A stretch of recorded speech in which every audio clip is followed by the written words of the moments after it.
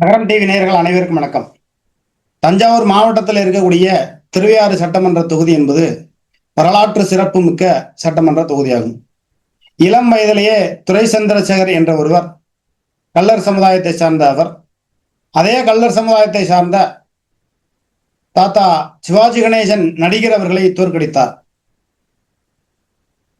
இந்த சின்ன பையனா எப்படி ஜெயிக்க போறாரு, எப்படி ஜெயிக்க போறாப்ல அப்படின்னு சொல்லி ஐயா கலைஞர் அவர்களே இந்த தொகுதியில சிவாஜி ஜெயிச்சிருவாரு அப்படின்னு நினைக்கும் போது அங்கு துரை சந்திரசேகர் என்ற இளம் வயதை சார்ந்த அவர் வெற்றி பெறுகிறார். அப்புறம் தொடர்ந்து வெற்றி தோல்வி என்று துரை சந்திரசேகர் கிடைத்தது.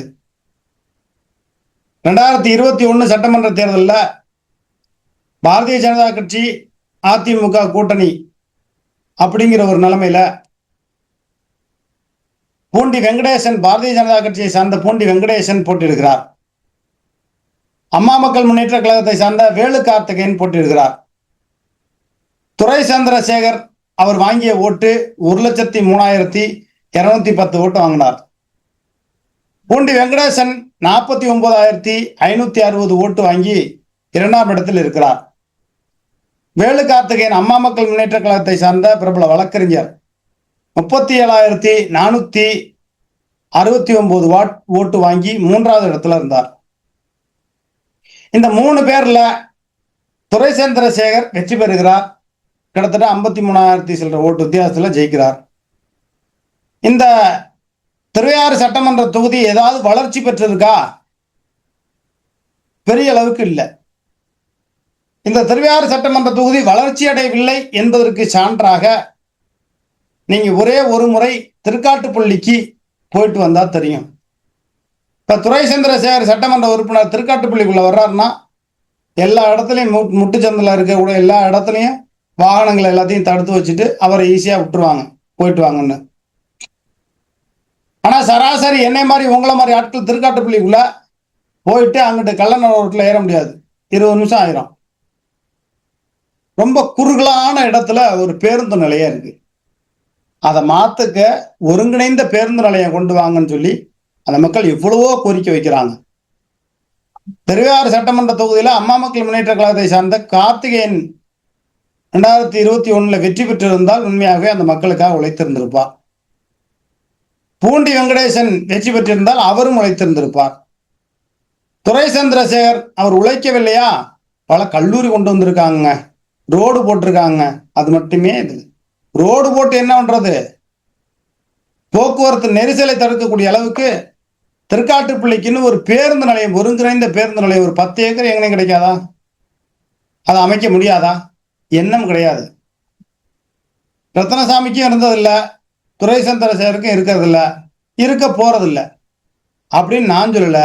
திருக்காட்டுப்பள்ளி முழுவதும் இருக்கக்கூடிய பொதுஜன மக்கள் ஆதங்கத்தோட நம்மள்ட்ட சொல்றாங்க. அப்ப காலம் தோன்று தொட்டு அங்கிருந்து ஏற்கனவே அந்த பேருந்து நிலையத்துக்குள்ள ஒரு உணவகத்தை எடுக்கிறதுக்கு நான் செய்தி போட்டேன், இடைஞ்சலா இருக்குன்னு. எவ்வளோ மிரட்டல்கள் 2021 முன்னாடி எனக்கு விடுத்தாங்க. ஆனா அந்த உணவகங்கள் இப்பொழுது எடுக்கப்பட்டு விட்டது. சரி, திருக்காட்டுப்பள்ளி பேரூராட்சியில பணிகள்லாம் எப்படி நடக்குதுன்னா, பேரூராட்சி தலைவர் பரவாயில்லைங்க, சிறப்பான செயல்பாடு, பெரிய அளவுக்கு குறை சொல்ல முடியாதுங்க. வானலாவே அதிகாரம் படைத்த அளவுக்கு இல்லைனாலும் ஓரளவு அவரால் முடிஞ்ச அளவுக்கு செஞ்சிருக்காருங்க. சில ஊழல் முறைகேடுகள் திருக்காட்டுப்பள்ளி பேரூராட்சியில அந்த பேரூராட்சியினுடைய செயல் அலுவலர் செஞ்சு அரசாங்கத்திற்கு பொருளாதார இழப்பை நேரு வகிக்கின்ற அந்த அமைச்சருடைய பதவிக்கு கெட்ட பேர் ஏற்படுத்தக்கூடிய வகையில பல சம்பவங்கள் நடந்திருக்கு. ஊழலை பத்தி அடுத்த செய்தியில நம்ம கண்டிப்பா பார்ப்போம். ஆனா திருவையாறு சட்டமன்ற தொகுதியில வேலு கார்த்திகேயன் 37,469 ஓட்டு வாங்கியிருக்காருன்னா அது கட்சிக்கு இருக்கிற செல்வாக்கு மட்டும் இல்லை, தனிப்பட்ட முறையில் அவருடைய சொந்த பந்தங்கள், சுற்று வட்டாரத்தை உள்ளவர்கள், வழக்க நட்பு வட்டாரம்னு அவருக்கு நிறைய இருக்கு. அதனால 37,469 ஓட்டு. தமிழ்நாட்டிலேயே அதிக ஓட்டு அம்மா மக்கள் முன்னேற்ற கழகத்துல ஒருத்தர் வாங்கியிருக்காருன்னா அது வேலு கார்த்திகேயன் தான். திருவையாறு சட்டமன்ற தொகுதியில வழக்கறிஞர் அண்ணன், நமக்கு மிகவும் பாசமானவர். அவர் ஒருத்தர் தான் 37,469 ஓட்டு தமிழ்நாட்டிலேயே அவர் தான் கூடுதலா வாங்கியிருக்கார். அந்த அளவுக்கு ஓட்டு வாங்கி அவர் இன்னும் கொஞ்சம் நெருக்கமா ஒரு 70,000 ஓட்டாவது வாங்கி இருக்கணும். நல்ல மனுஷன். பூண்டி வெங்கடேசன் 39,560 ஓட்டு வாங்கியிருக்காருன்னா அனைத்து இந்திய அண்ணா திராவிட முன்னேற்ற கழகம் எந்த வகையிலும் ஒத்துழைப்பு கொடுக்கல. ஒத்துழைப்பு கொடுத்திருந்தா அவர் ஜெயிச்சிருப்பார். அவருக்கு மிகப்பெரிய துரோகம். பாஜகக்குள்ள இருக்கிறவங்களே பொறுப்பாளர்களே உள்ளிருந்து ஊடறுத்து பூண்டி வெங்கடேசனுக்கு களை பண்ணிட்டாங்க. 10 கோடி ரூபாய் நட்டா பணம் கொடுத்தாரு. அந்த பணம் முழுமையா செலவழிக்கப்பட்டதா இல்லையா? அது செலவழிச்சிருந்தாருன்னா பூண்டி வெங்கடேசன் ஜெயிச்சிருப்பாரு. அதுல அவர் பாதி எடுத்துக்கிட்டாரு அப்படின்னு ஒரு தரப்பு தகவல் சொல்றாங்க. இன்னொரு தரப்பு சொல்றாங்க எல்லாமே செலவழிச்சாங்க, ஆனா அதிமுக ஒத்துழைப்பு கொடுக்கல. வைத்திலிங்கம் வந்து சொல்லிட்டு போனாரு, யாரும் அதிமுக காரங்க வேலை பார்க்கலன்னு போய் பூண்டி வெங்கடேசன் வைத்திலிங்கத்திட்ட சொல்ல, வைத்திலிங்கம் நேரடியா வந்து இவர்கிட்ட பேசி உட்காந்து கட்சிக்காரங்களை அதிமுக காரங்களாம் கூப்பிட்டு பூண்டி வெங்கடேசனை ஜெயிக்க வைக்க வேண்டியது நம்ம பொறுப்புன்னு சொல்லிட்டு போயும் அப்படியும் ஒழுங்கா வேலை பார்க்கல.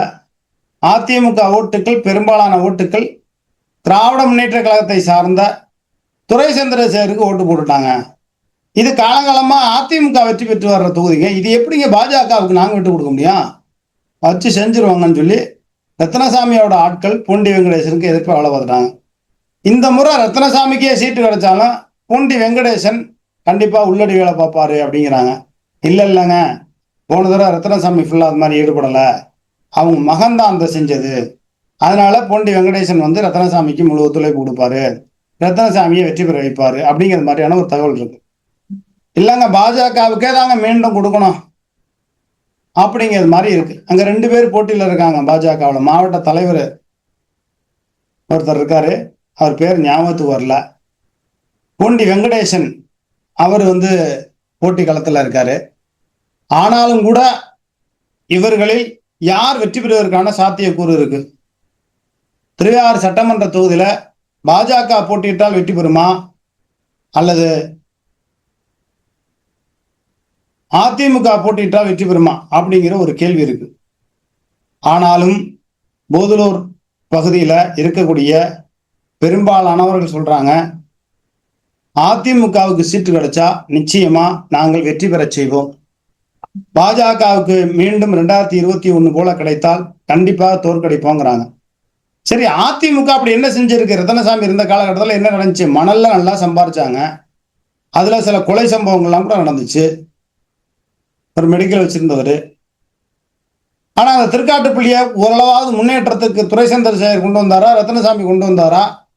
யார் கொண்டு வர முடிஞ்சுச்சு? கொண்டு வர முடியல. ஒரு 10 ஏக்கர் இடம் பார்த்து ஒருங்கிணைந்த பேருந்து நிலையம் வைக்க முடியாதா? ஒரு ஆம்புலன்ஸ் எல்லாம் உள்ள போயிட்டு வந்தா அரை மணி நேரம் ஆயிரும். அவ்வளோ பெரிய சிக்கல்ல இருக்காங்க. 24 மணி நேரம் இயங்கக்கூடிய மதுபான கடைகள், 11 மணில இருந்து ஏசி மதுபான கடைகள்லாம் இருக்கு.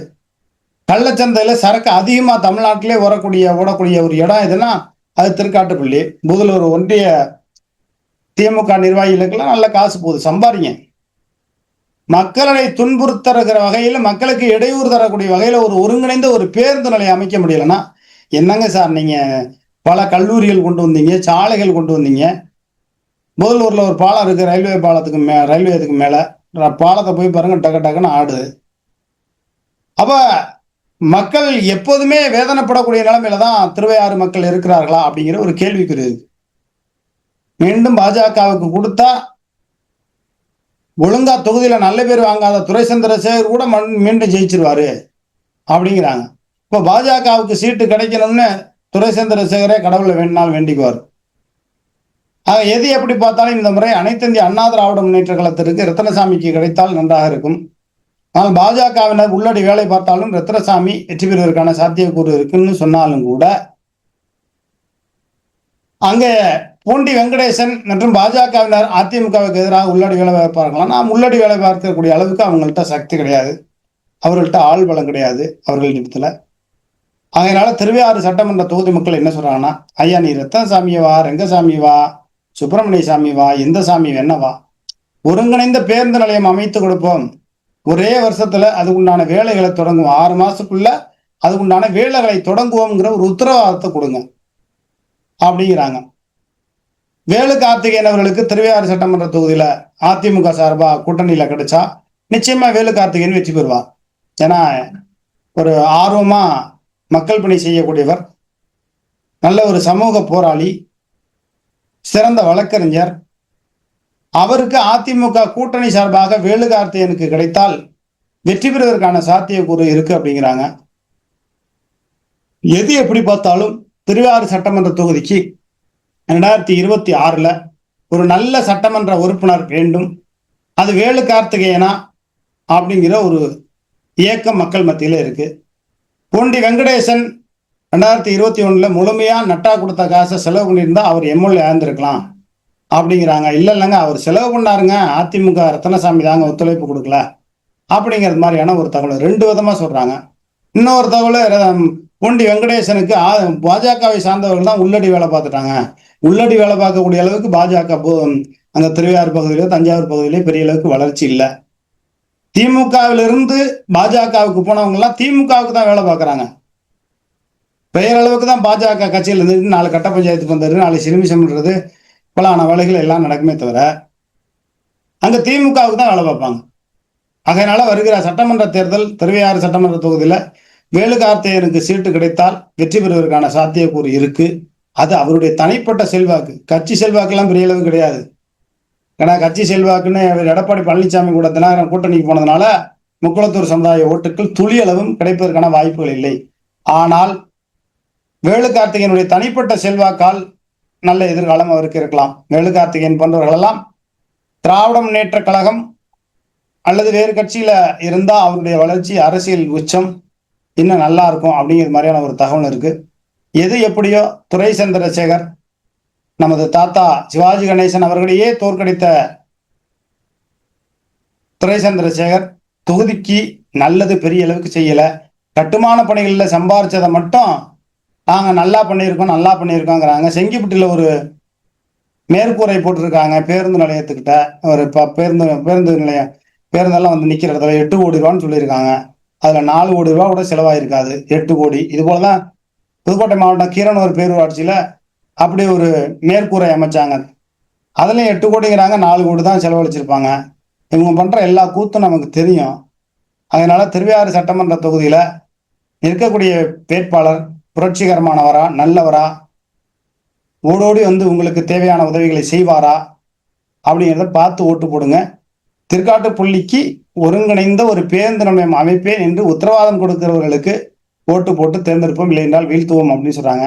திருவையாறு சட்டமன்ற தொகுதிக்குள்ள இருக்கக்கூடிய போட்டியிட்ட வெற்றி பெற்ற சந்திரசேகரன் எம்எல்ஏ, பூண்டி வெங்கடேசன் பாஜக வேட்பாளர், வேலு கார்த்திகேயன் அம்மா மக்கள் முன்னேற்ற கழக வேட்பாளர், இவர்களெல்லாம் திருவையாறு சட்டமன்ற தொகுதியில் என்னென்ன குறைபாடுகள் இருக்கிறது அப்படிங்கிறத கூர்ந்து கவனிச்சு ஒருங்கிணைந்த ஒரு பேருந்து நிலையம் அமைக்க, அதே போல் திருக்காட்டுப்பள்ளிக்கும் திருவையாறுக்கும் ஒருங்கிணைந்த ஒரு பேருந்து நிலையம் வேண்டும் அமைப்பதற்குண்டான வாக்குறுதிகளை கொடுத்தார்கள். ஆனால் யாரா இருந்தாலும் அவர்களை நம்புவார்கள். திருவையாறு சட்டமன்ற தொகுதி மக்களுடைய இயக்கங்களையும் நோக்கங்களையும் புரிந்து கொண்டு தேர்தல் அறிக்கையில அந்த மாவட்டத்துக்கு அந்த தொகுதிக்குன்னு ஒரு தேர்தல் அறிக்கையை அவங்க வந்து தயார் பண்ணி தேர்தல் பரப்புரையில சொல்லணும். அந்த வகையில பார்க்கும்போது வேலு கார்த்திகேயனுக்கு அதிமுக சார்பில் கூட்டணியில சீட்டு கிடைப்பதற்கான வாய்ப்புகள் இருக்குங்கிறாங்க. அவருடைய வேலு கார்த்திகேயனுடைய தனிப்பட்ட செல்வாக்கு மூலமாக அவர் வெற்றி பெறுவதற்கான சாத்தியக்கூறு இருக்கு.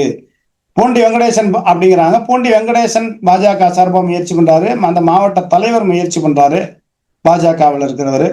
என்ன நடக்க போகுதுங்கிறத பார்ப்போம். திருவையாறு சட்டமன்ற உறுப்பினர் துரை சந்திரசேகர் அவருடைய செயல்பாடு சிறப்பாக 25%, வெறுப்பாக 75% இருக்கு அப்படிங்கிறாங்க. இல்லைங்க, ஒரு 50% மேல சிறப்பா செயல்பட்டிருக்காரு, ஒரு 40% தாங்க, 40-50% சரியில்லைங்க அப்படிங்கிறாங்க. கட்சிக்காரவங்களை கேட்டா எங்களுக்கு இவரோட செயல்பாடு பிடிக்கலங்க, எங்க கட்சியில வேற ஒருத்தருக்கு சீட்டு கொடுக்கணுங்கிறாங்க. திமுக யாருக்கு சீட்டு கிடைக்கும் அப்படிங்கிறத நம்ம அடுத்த செய்தியில பார்ப்போம். நன்றி, வணக்கம்.